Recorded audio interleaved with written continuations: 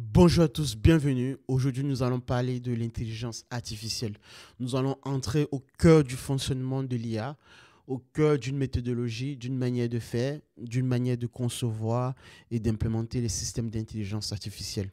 Donc, je vais véritablement vous faire part de la question même de l'intelligence artificielle, de comment fonctionne vraiment l'IA moderne et comment vous, au quotidien, vous utilisez ces IA sans vous en rendre compte véritablement de ce qui se passe derrière lorsque vous utilisez les grands modèles de langage, en particulier ChatGPT, Gemini chez Google ou Claude chez Anthropic. Alors, avant de commencer, déjà, je vais me présenter rapidement. Alors, je suis Gabriel, pour celles et ceux qui découvrent cette chaîne. J'ai un parcours en ingénierie informatique et en système électronique. J'ai fait des classes préparatoires scientifiques en maths sup MPSI, maths physique et sciences de l'ingénieur, et en seconde année, maths spé PSI. Et j'ai également eu l'occasion, durant mon parcours en école d'ingénieur, de donner des formations en mathématiques du niveau lycée jusqu'en première année de prépa. Et surtout, j'ai eu l'occasion aussi de travailler dans des grands groupes du monde de la tech, et c'est encore le cas aujourd'hui. Je donne des conseils en parallèle sur des systèmes d'intelligence artificielle, mais pas que, mais principalement sur de l'architecture et de la manière d'implémenter des systèmes d'architecture moderne. Aujourd'hui, par exemple, nous allons entrer au cœur d'un fonctionnement, d'une méthodologie, comme je l'ai dit en introduction, de ce qui fait fondamentalement la puissance des IA modernes. Avant de continuer, bien sûr, j'aimerais aussi préciser que je donne ces éléments parce que je sais qu'en France, on aime bien les diplômes, on aime bien le paraître aussi, il faut le dire. Et il me semble aussi quand même important, essentiel de dire que ce qui compte vraiment à mes yeux, en fait, ce n'est pas tant mon parcours que la rigueur scientifique et la clarté que j'essaie d'apporter dans un domaine souvent obscurci par le marketing.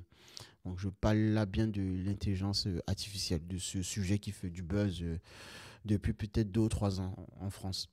Et contrairement à beaucoup de ceux qui se proclament là d'ailleurs experts en IA du jour au lendemain, mon approche s'appuie sur des fondamentaux mathématiques solides et une expérience concrète de l'implémentation de cette technologie en contexte industriel.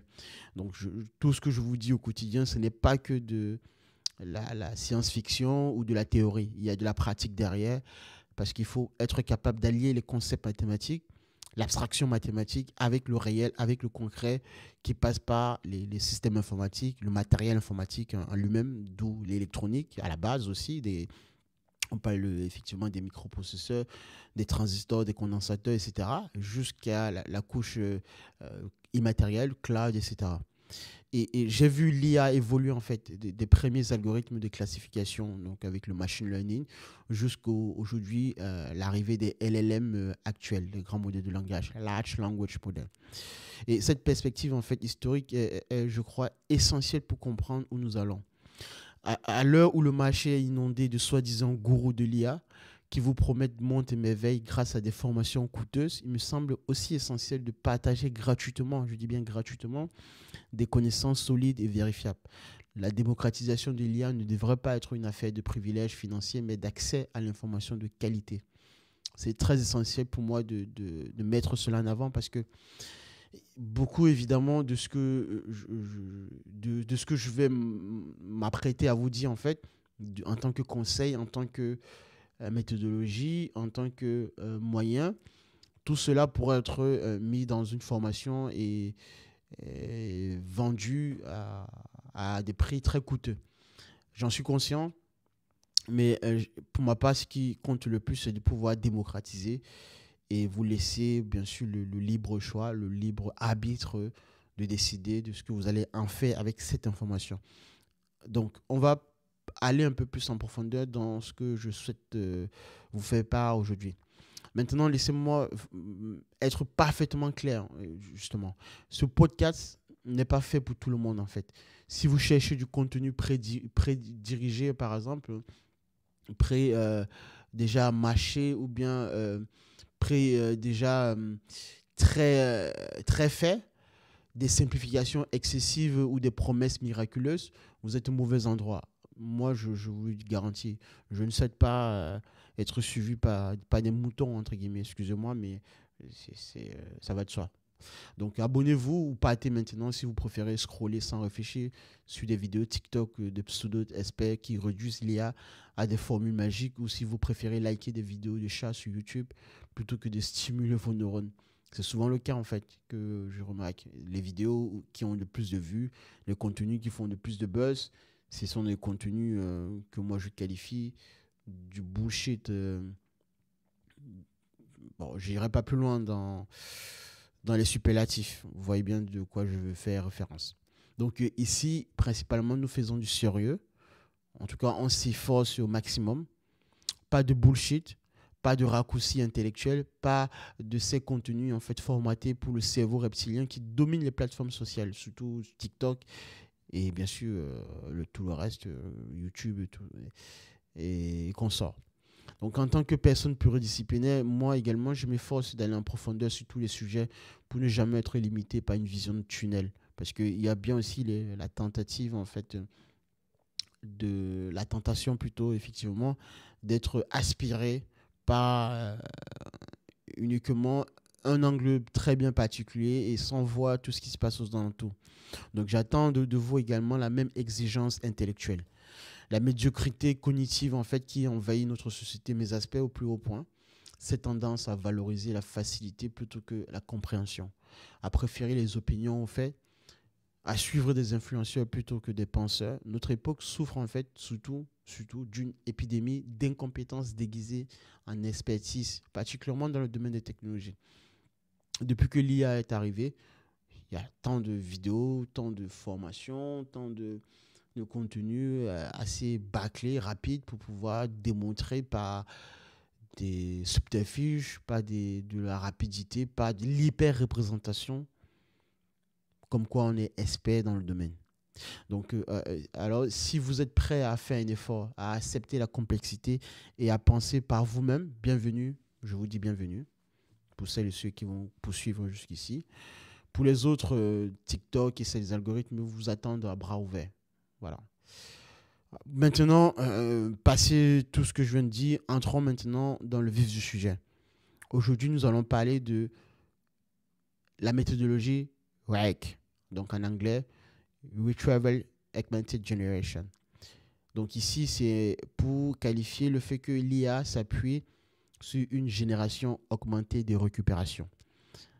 Vous êtes peut-être, dans un premier temps, vous vous êtes peut-être déjà demandé comment les LLM, par exemple, donc ChatGPT, par exemple. Alors, quand je parle de ChatGPT, entendez par là un mot valise, en fait. Donc, je fais référence à tous les LLM là d'ailleurs que vous utilisez. Donc, Gemini, Claude, DeepSeek, etc. Donc, comment ces IA peuvent-elles répondre à des questions sur l'actualité récente? D'accord? C'est ça la question véritablement à laquelle je vais vous apporter la réponse par un processus très clair de ce qui se passe derrière, en background, chaque fois que vous interagissez avec ces outils en question. Comment peuvent-elles, donc ces IA, peuvent-elles rechercher dans vos propres documents? Pourquoi parfois inventent-elles des informations? Évidemment que il arrive que si vous prêtez attention au retour qu'un ChatGPT vous donne en sortie, il y a des moments où la réponse n'a pas été bonne, n'a pas été tout à fait logique. Et ça, il faut bien se poser la question d'où vient cette réponse en question. Donc, d'où vient cette invention de réponse qui nous est donnée. Pour celles et ceux qui font attention, bien évidemment. La réponse ici se trouve dans le concept RAG que j'ai cité précédemment. Donc, là, en français, la génération augmentée de récupération. Donc, ce concept-là, en fait, il est très crucial dans l'approche de mise en implémentation des IA au sein des grandes entreprises. Et quand je dis que la réponse se trouve dans ce concept de RAG, qui, en fait, malgré son importance cruciale, est rarement expliqué clairement au grand public.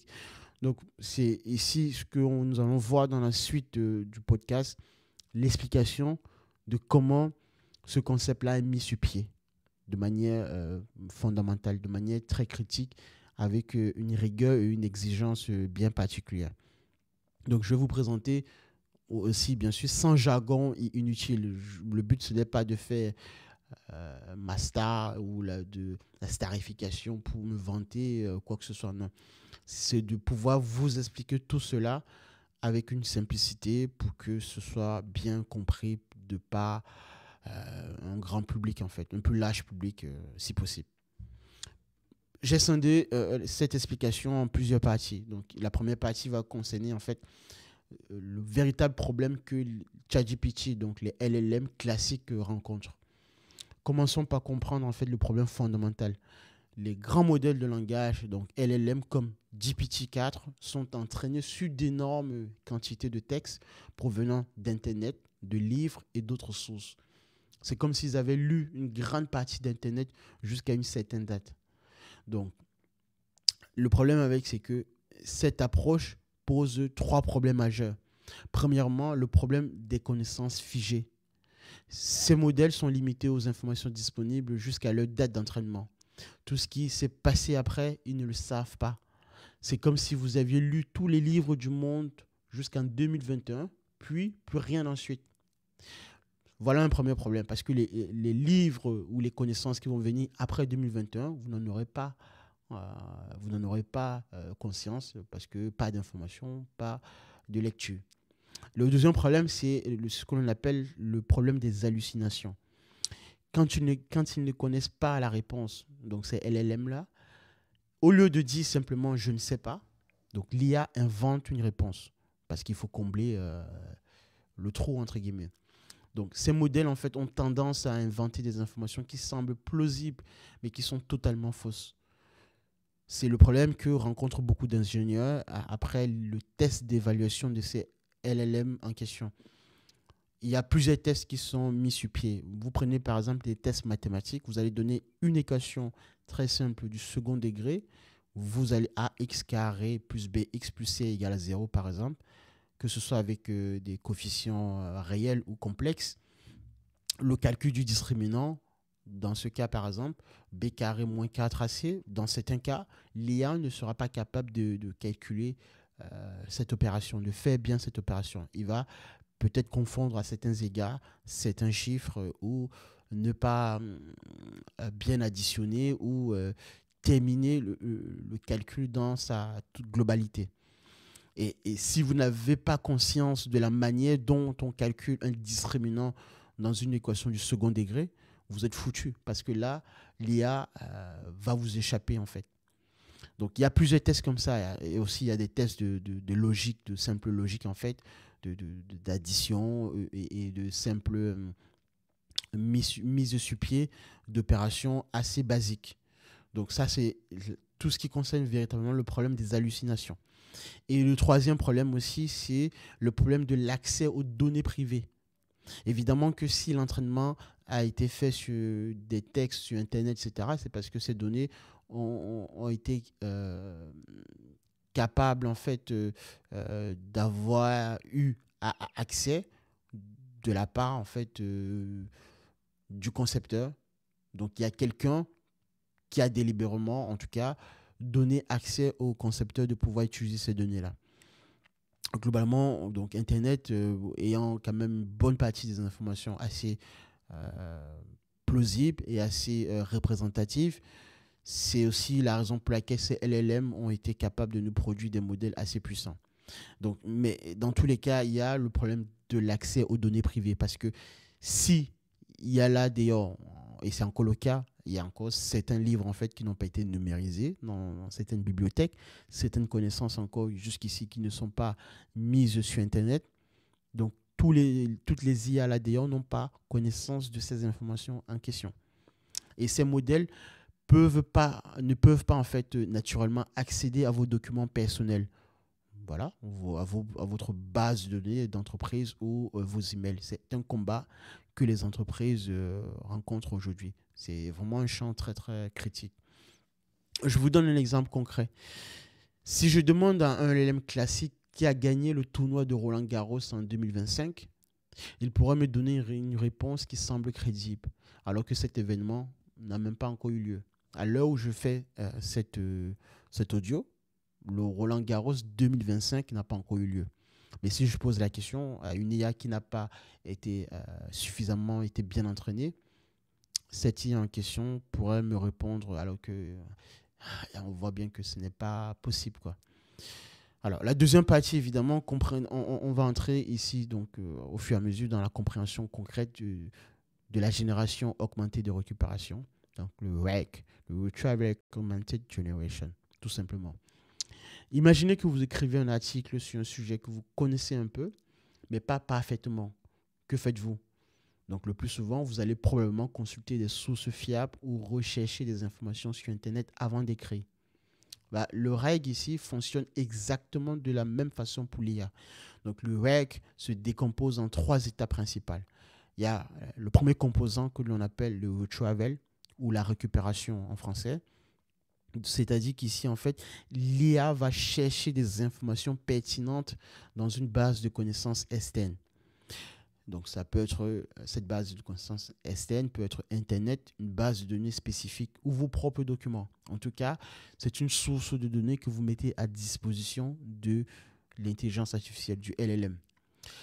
Le deuxième composant, donc j'ai dit il y en a 3, c'est la partie augmentée, l'augmentation. L'IA ici maintenant fait quoi? Une fois avoir récupéré une partie des informations issues de votre base de connaissances externe, l'IA fait de l'augmentation. Donc l'IA ajoute ces informations récupérées au contexte de votre question. Elle enrichit ainsi sa compréhension du sujet avec des données à jour ou spécifiques.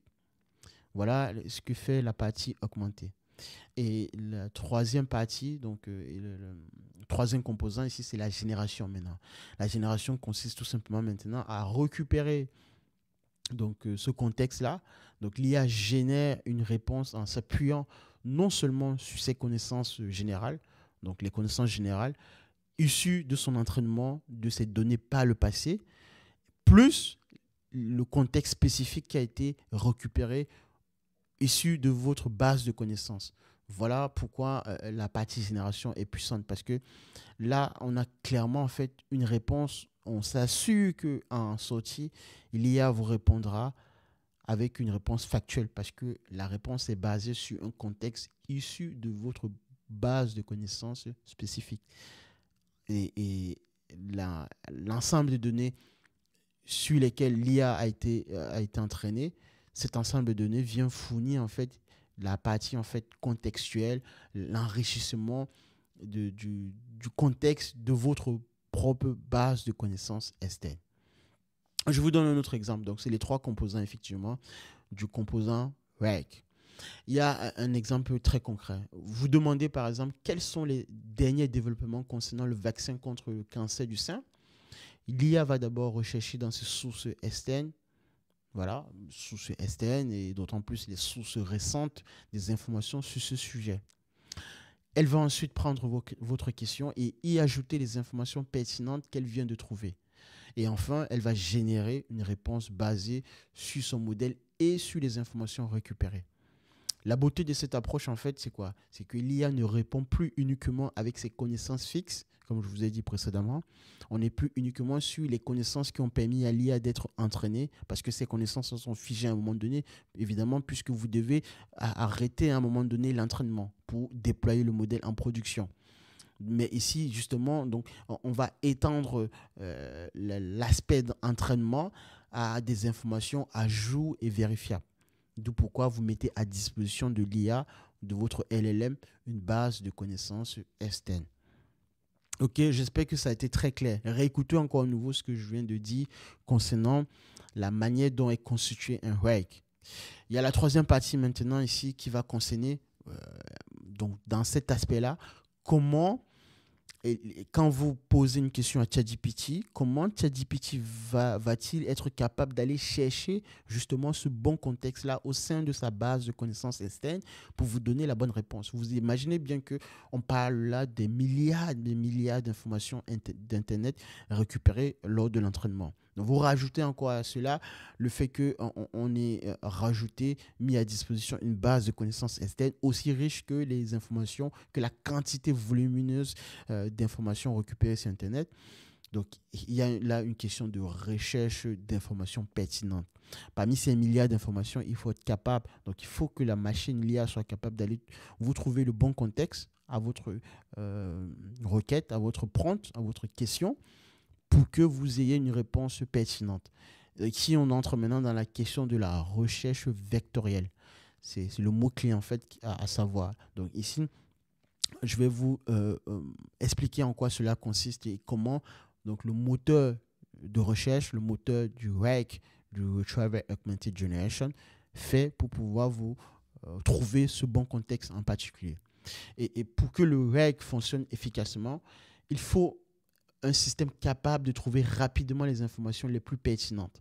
C'est là qu'intervient en fait donc la recherche vectorielle, le véritable moteur du RAG. Contrairement à une recherche par mots-clés, comme celle que vous utilisez sur Google, la recherche vectorielle ici est différente. Pourquoi? Parce que la recherche vectorielle comprend le sens des mots et des phrases. Dans le sens des mots, comprenez par là la sémantique. Donc le sens des mots et des phrases. Comment? Eh ben, c'est très simple, en transformant les textes en vecteurs. Les vecteurs, j'ai déjà expliqué ça à plusieurs reprises, etc. Mais je vous le dis encore une fois, un vecteur, mathématiquement, est représenté par une série de nombres dans un espace mathématique multidimensionnel. Donc, en dimension 2, par exemple, si je vous donne un vecteur de coordonnées, moins 1, 2, voilà un vecteur en dimension 2, x, y, que je viens de vous représenter. En dimension 3, moins 1, 2, 3, en termes de coordonnées, voilà un espace dimensionnel 3, x, y, z, etc., etc., jusqu'à l'extension ou jusqu'à un espace d'espace vectoriel infini. Alors, c'est des choses qui sont étudiées, évidemment, si vous poussez l'aspect mathématique d'abstraction beaucoup plus loin. Bien évidemment que déjà l'aspect des dimensions finies est très suffisante en fait pour pouvoir comprendre tout cela, pour aller exploiter l'essentiel de ce qui pourrait être clair pour l'intelligence artificielle.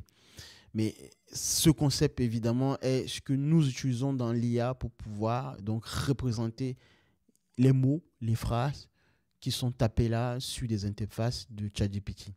Donc, votre texte est transformé en vecteur.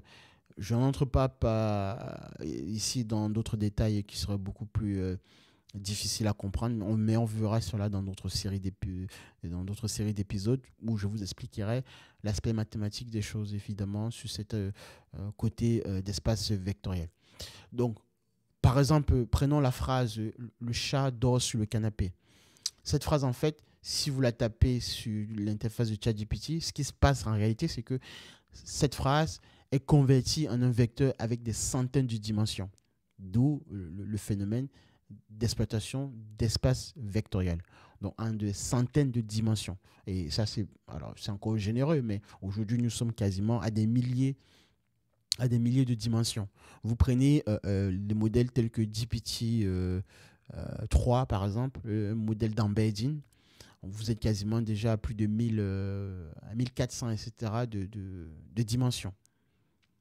Et de plus en plus, le nombre de dimensions est en train d'être augmenté. Et cela va être de plus en plus conséquent parce que derrière aussi, il y a les progrès de l'informatique quantique qui arrivent, les microprocesseurs qui deviennent de plus en plus très performants. Et donc, on est capable aujourd'hui maintenant de représenter sémantiquement en un temps record dans des espaces vectoriels assez grands tout un contexte, un paragraphe, quasiment voire tout un livre entier. Et dans cet espace, en fait, les phrases, dans cet espace vectoriel, les phrases qui ont un sens similaire se retrouvent proches les unes des autres. Parce qu'évidemment, ici, c'est quoi? C'est que votre phrase, donc ici en l'occurrence, le chat dort sur le canapé, une fois qu'elle est entrée, donc considérez cela comme votre prompt sur l'interface de ChatGPT. ChatGPT transforme cela en un vecteur donc d'espace vectoriel de grande dimension. Et derrière, ChatGPT va comparer votre vecteur dans sa base de connaissances à d'autres vecteurs également dans cette base de connaissances en question. La comparaison, évidemment, ici, va se faire en ce sens qu'on va faire donc de la recherche vectorielle avec d'autres techniques mathématiques derrière qui vont s'additionner. Donc, première chose, quand vous posez une question, le système convertit votre question en un vecteur. Il cherche les documents dont les vecteurs sont les plus proches. Donc, il projette en fait votre vecteur dans l'espace vectoriel en question. Donc, une fois que votre vecteur est projeté dans l'espace vectoriel en question, il va maintenant regarder dans sa projection multidimensionnelle lesquels des vecteurs qui étaient déjà présents dans la base de connaissances STN, lesquels sont ils proches par rapport aux vecteurs que je viens de projeter. Et ce sont ces vecteurs donc plus proches qui va récupérer comme document pertinent pour vous apporter une réponse. Je vous donnerai par la suite, au passage rapidement, la méthode de comparaison, de comparaison des points les plus proches, des vecteurs les plus proches. Il y a par exemple la similarité cosinus, le calcul du cosinus en fait entre deux points, entre deux vecteurs, puisque au final, en fait, c'est des points dans l'espace vectoriel en question, mais par rapport à une origine, vous tracez un sens et une direction, vous avez un vecteur. Donc, il y a le calcul cosinus via aussi la distance euclidienne. Donc, c'est clairement les techniques mathématiques qui sont exploitées. Les notions mathématiques de base, je précise, ce sont des simples notions mathématiques de base qui sont exploitées par l'IA, par l'ingénierie, effectivement, de l'IA. Et donc, voilà comment l'IA récupère les documents, ce qu'on va appeler au final des documents pour enrichir la réponse. Mais vous voyez bien qu'ici, pour la machine, nous appelons cela document, mais pour la machine, ce ne sont que des représentations vectorielles qui ont été projetées dans un espace de dimension très très grande. Et c'est exactement comme si l'IA avait une bibliothèque infinie et un bibliothécaire ultra rapide qui comprend parfaitement le sens de votre demande sans s'arrêter simplement aux mots que vous avez utilisés. Donc, vous entrez dans une bibliothèque, vous posez une question à un bibliothécaire sur n'importe quel sujet. Imaginez qu'en un instant clé, en un instant rapide, il est capable de vous trouver l'étagère, le livre, la thématique aussi rapide. Voilà. Et ça, c'est véritablement la puissance de l'intelligence artificielle, la puissance du mode de fonctionnement de l'IA en passant par le modèle REC. Et cette technologie est fondamentale pour le bon fonctionnement du REC et explique pourquoi les systèmes modernes peuvent être si précis dans leurs réponses lorsqu'ils sont correctement implémentés. Alors, je vous le dis comme ça rapidement, mais derrière, il y a des problématiques quand même de gestion, de mise sur pied de certaines versions, de compréhension des modèles mathématiques et d'ingénierie informatique. Mais pour l'heure, dans l'approche fonctionnelle, c'est exactement ce qui se passe dans ce que je viens de vous dire. Maintenant, je vais terminer ici avec une seconde, plutôt une dernière partie, évidemment, qui me semble important de rappeler, de faire attention aux vendeurs de rêves là d'ailleurs, qui essayent de vous vendre des formations à la con, juste pour vous arnaquer et prendre votre argent. Donc maintenant que vous avez bien compris le fonctionnement réel de l'IA moderne en passant par le REC, j'aimerais parler ici donc d'un phénomène inquiétant, la prolifération des formations IA douteuses. Depuis l'explosion de ChatGPT, j'observe avec consternation l'émergence d'un véritable marché de la désinformation autour de l'IA. Des personnes qui, il y a encore un an, ne savaient pas faire la différence entre un algorithme et une application se présentent aujourd'hui comme des experts en IA et vendent des formations à prix d'or. Je vous donne quand même quelques exemples, quelques signes plutôt de ce qui devrait vous alerter lorsque vous entendez quelqu'un vous vendre une formation IA ou bien essaye de vous dire qu'il est expert dans le domaine. Premièrement, méfiez-vous des formations qui promettent de vous rendre expert en IA en quelques heures ou en quelques jours. La réalité, c'est que même les professionnels du domaine continuent d'apprendre quotidiennement parce que le domaine en fait évolue rapidement. Et c'est le cas pour moi aussi. Je vous garantis qu'au quotidien, je continue toujours à me former puisque je travaille dans le domaine et l'IA aussi ne fait que grandir dans son écosystème. Donc, il y a une mise à jour des connaissances de ce qu'est l'IA aujourd'hui et de ce que va être l'IA dans quelques années. Le deuxième signe qui devrait vous alerter, c'est soyez vigilant face aux formateurs qui utilisent un jargon incompréhensible ou à l'inverse, qui simplifient à l'extrême des concepts très complexes. J'ai essayé quand même, je l'espère, de vous expliquer en de termes très simples comment fonctionne le modèle REC. En tout cas, c'est à vous d'en juger. Je vous laisserai bien sûr de mettre en commentaire si tout ce que je vous ai dit ici fait sens et si certains aspects n'ont pas été bien élucidés. Donc, un bon pédagogue aussi rend accessibles les concepts complexes sans les dénaturer, sans nuire à la complexité. Donc, et le troisième signe également que je voudrais mettre en avant, qui devrait vous alerter, c'est fuir ceux qui vendent des secrets ou des méthodes révolutionnaires pour exploiter l'IA. Il n'y a pas de secret en fait. Il n'y a pas de recette magique, seulement des concepts fondamentaux, comme ici, en l'occurrence, le REC que nous avons vu ensemble, que nous venons d'expliquer, et leur application rigoureuse. Ce n'est que, évidemment, des connaissances de base mathématiques, d'ingénierie informatique, etc. Donc, n'oubliez pas que les meilleures ressources pour apprendre l'IA sont souvent gratuites. Voilà, c'est gratuit. Mais comme vous êtes têtu et comme vous aimez toujours vous faire arnaquer, vous allez suivre des gourous et ne pas prêter attention à ces signes que je viens de vous dévoiler. Donc, la documentation, là, d'ailleurs, est officielle. Vous pouvez aller sur le site de ChatGPT, de OpenAI. Vous allez avoir plein d'informations sur les paramètres d'un modèle de ChatGPT. Donc, la documentation officielle, allez lire des articles académiques, des tutoriels de qualité sur YouTube et communautés en ligne, en fait, comme Hugging Face. Avant d'investir dans une formation coûteuse, explorez ces ressources et développez votre sens critique. C'est mon conseil crucial que j'aimerais vous donner. Moi, j'aimerais ici dire en fait que, on va conclure évidemment, pour dire quoi excusez-moi, le REG en fait représente une évolution majeure dans le domaine de l'IA.